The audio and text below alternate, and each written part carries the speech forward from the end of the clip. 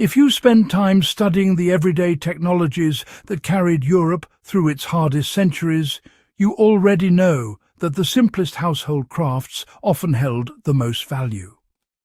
Candle making is a perfect example. Before factories, paraffin blends and mass production, people relied on methods that produced slow-burning, dependable light, something modern candles rarely match. Before we get into the method, remember to subscribe to Warpaths of Europe and like the video so we can keep bringing you practical historical knowledge that doesn't waste your time. The old European method that consistently outperforms modern candles starts with pure, filtered tallow. When handled correctly, tallow burns longer than paraffin and creates a sturdier fuel block with fewer impurities than people assume. The strength of this method comes from combining a dense wick core with repeatedly dipped layers of hardened fat, giving the candle structure and a slow, controlled burn. Every region had variations, but the core process was nearly universal from Scandinavia to the Balkans. Start by rendering the tallow slowly over low heat until all moisture and solids separate. This step matters because any leftover water shortens burn time. Once the fat is cleaned and strained, let it cool until it thickens slightly.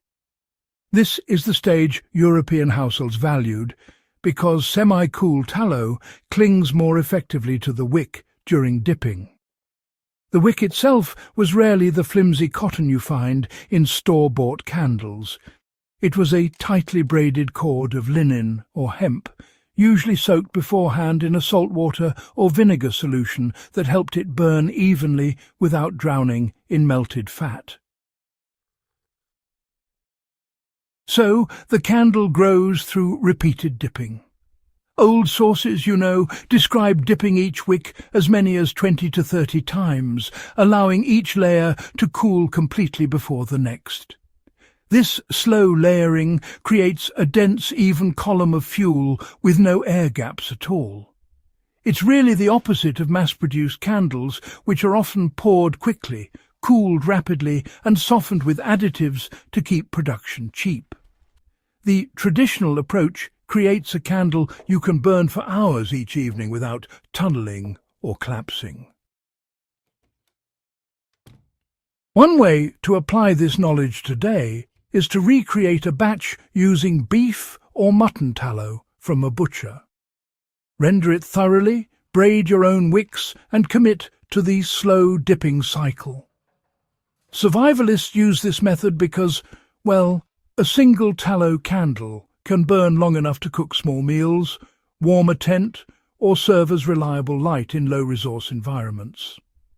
In historical reenactment groups across Europe, craftsmen still make these dipped tallow candles for multi-day events because they last longer than store-bought alternatives and don't fail in cold weather.